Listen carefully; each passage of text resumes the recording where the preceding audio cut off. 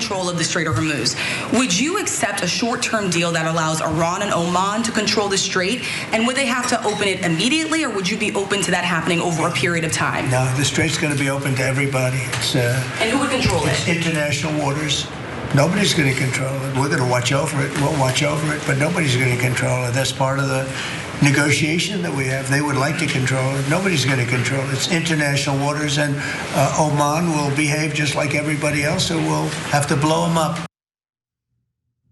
Okay, I'm not an expert on military, anything related to the military. So I want to just put that on the table and let everyone know I'm ignorant of this. But that statement, first of all, the threat toward Oman, I personally think is totally unhinged. But also the statement overall, I find to be a little bit unhinged, because it's one thing to make a claim like that when you have the military capability to force open the Strait of Hormuz. But my read of this is that we do not have the military capacity to do that. Maybe I'm incorrect. Can you give us some, clarity on it? If there was a military solution, President Trump would say to Secretary Hegseth, make it so, and it would be done. Although I think President Trump understands that any tactical victory we have would be very short-lived. Otherwise, again, he would just execute it. Look, the Iranians don't need much in terms of technology to be able to really hamper the commerce on the Straits of Hormuz. We've known this now for decades. So when President Trump, I had to go back and listen to that clip several times because I didn't know if he misspoke, and clearly he didn't. This kind of actually goes back to what we were just talking about. When I hear President Trump speak like that, I think it's very much out of character. Trump can be hyperbolic, but usually it's kind of in a jokey, over-the-top, kind of trolly way. When it comes to diplomacy and high-level negotiations, I haven't heard him talk like this with a partner country or a friendly country, even a country that he respects. I know he respects the Omanis. I've never heard that before. I've heard him be very, very measured before. I've heard him even chastise aides before for using harsh language with a potential trade partner. So I kind of read that as Trump being very frustrated. He's frustrated with a lot of the people who are noticing that he's out of really good options and who are saying the things that we're saying, like, Mr. President, why don't you just leave? And for some reason, he can't leave. And now he's lashing out at many people who used to support him, myself included. I understand why he lashed out at me because of the way I left the administration. So I understand that. Marjorie Taylor Greene, Thomas Massie, there's all these folks, Tucker Carlson, there's all these people who were core Trump supporters now who are saying, Mr. President, what the hell are you doing? And he's lashed out at them.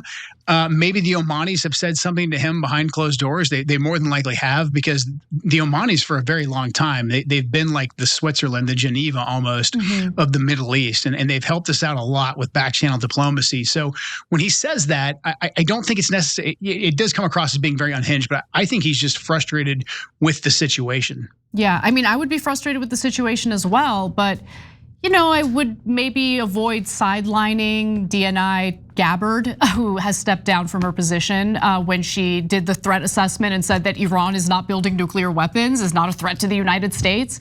And I would have maybe considered that Israel does have completely different objectives than the United States. And back to your point about how the US demands absolutely no uranium enrichment by the Iranians. Every country has the right to enrich uranium up to like 3.5% for energy purposes, and apparently there are medical purposes as well. You need enriched uranium to reach 90% in order to build a nuclear weapon. And I'm not saying this just to insult Trump, because I'm genuinely curious. Do you think that he knows that?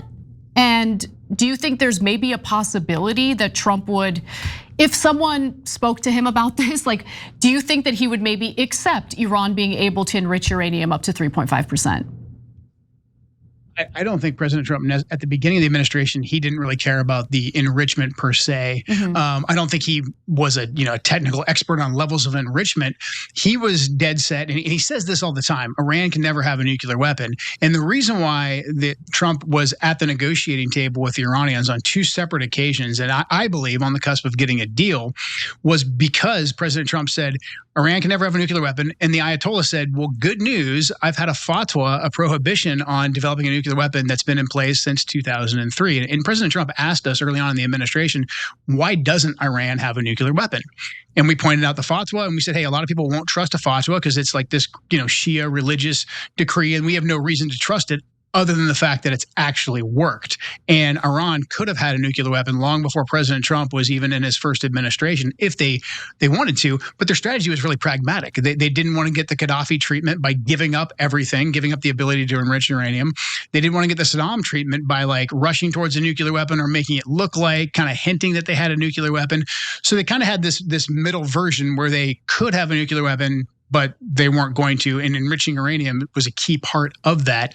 That was well understood, and I believe President Trump understood it. If you even go back to some of the original messaging that Steve Witkoff was using when he would do media appearances, he was talking about him and the Iranians sitting down and negotiating, levels of enrichment, how the enrichment would be monitored by the international community. They were working out the technical details, and this is why I believe the Israelis came in with their influence operation and a full court press to move the red line away from Iran can never have a nuclear weapon to Iran can't enrich. The way they were able to launder that talking point into becoming U.S. policy backed us into this corner.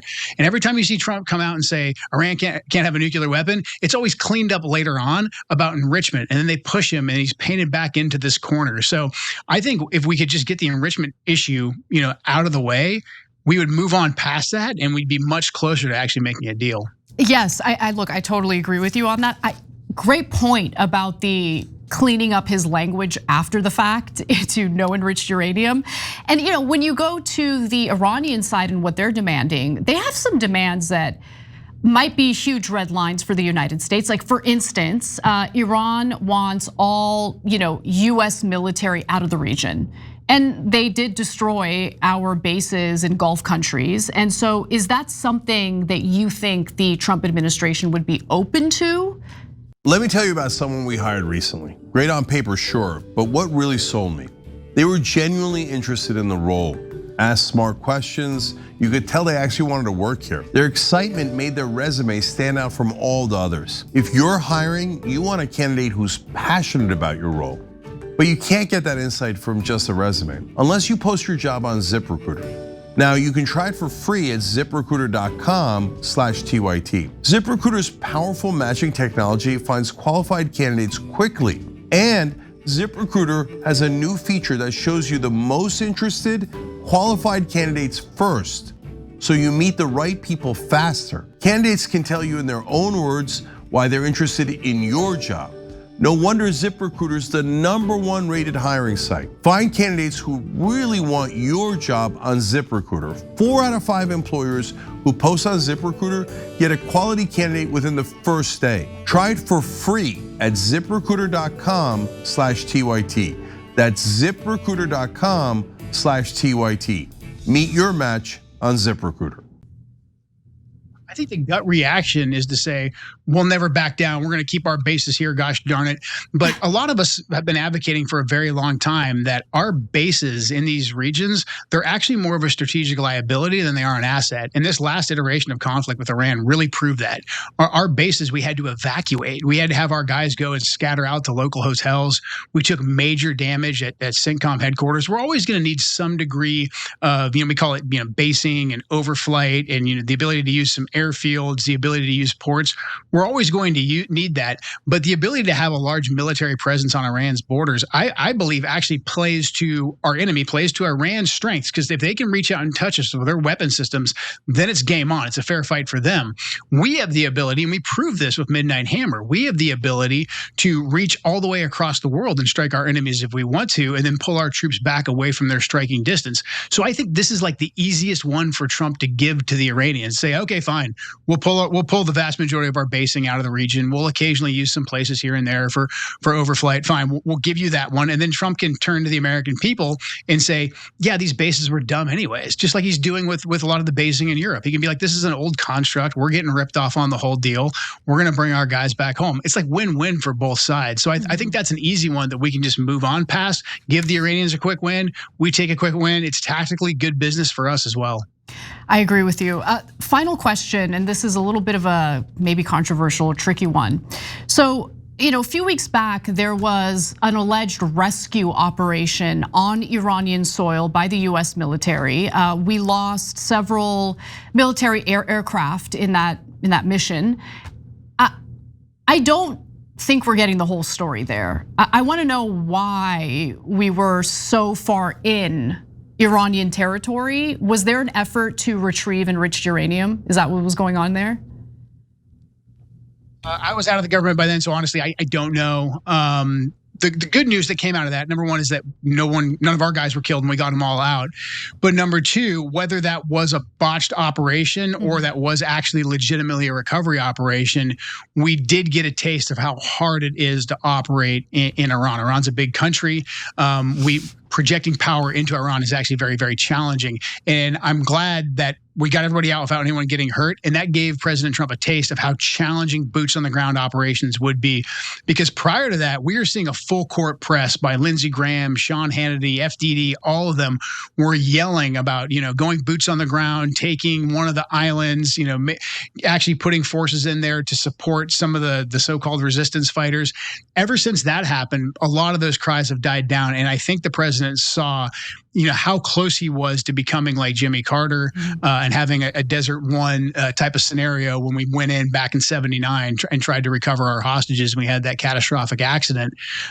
So I don't have any inside information. I don't know. I'm just really glad that everyone got out okay, and we kind of got our fill of it. Hopefully, got our fill of attempting boots on the ground operations. Yeah, I mean, if that was an enlightening experience for the president and that would prevent boots on the ground, then I'm all for it, because I think it would be disastrous, especially when you consider what the number of troops that went into Iraq in that preemptive war. We're talking about hundreds of thousands of troops. We have 50,000 military personnel, and I don't know how many of them are combat veterans or combat troops, but not all 50,000 of them are. And so you compare the terrain or the size of Iran versus Iraq. I mean, it's night and day. It's a far more challenging war. Putting boots on the ground, it's like a death sentence for our soldiers, and I really, really want to prevent that from happening.